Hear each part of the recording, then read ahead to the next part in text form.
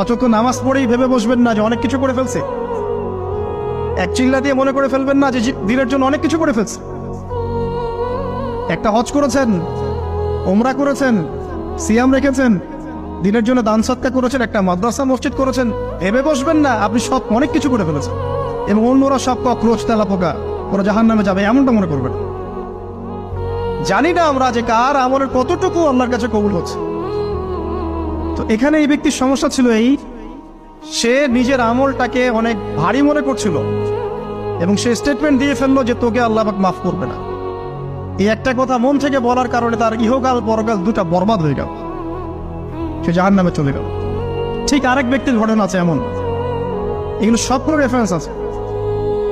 এক ব্যক্তি প্রচুর ইবাদত করত, আল্লাহ পাক তার ইবাদত করার জন্যে পাহাড়ের চূড়ায় একটা সুন্দর ব্যবস্থাও করে দিয়েছিলেন। সেখানে ডালিম গাছ হতো, ঝর্ণা আসতো, খাবারের কোনো অভাব নাই। হাদিসে এসেছে 500 বছর সে ইবাদত করেছে। কত বছর? কিয়ামতের মাঠে এই ব্যক্তির অবস্থা এমন হবে, তাকে জান্নাতে প্রবেশ করানোর জন্য নিয়ে যেতে বলা হবে যাও আমার রহমতে জান্নাতে চলে যাও। আল্লাহ পাক তাকে এই কথাটা বলবেন, কিন্তু এই ব্যক্তি বলবে আমার আমলের কারণে আল্লাহ পাক বলবেন আমার রহমতে জান্নাতে চলে যাও। ব্যক্তি বলবে আমার আমলের কারণে। আল্লাহ রাব্বুল আলামিন তখন তাকে দেওয়া সমস্ত নেয়ামত গুলোকে এক পাল্লায় করবেন আর তার সমস্ত আমলকে আরেক পাল্লায় করবেন।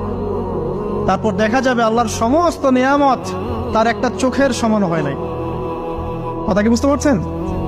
একটা চোখের যে নেয়ামত আল্লাহ পাকের, সমস্ত আমল ও 500 বছরের ইবাদত এতটুকু হয়নি। তারপর তাকে বলা হবে ওকে জাহান্নামে নিয়ে যাও।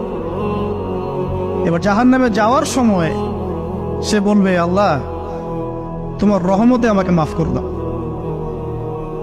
তখন আল্লাহ পাক তাকে আবার ডেকে নিয়ে আসবে, বলবেন যে তোমাকে যে আমি ইবাদত করার জায়গা করে দিয়েছিলাম, এটাকে তুমি নিজে করেছো না আমি করেছি?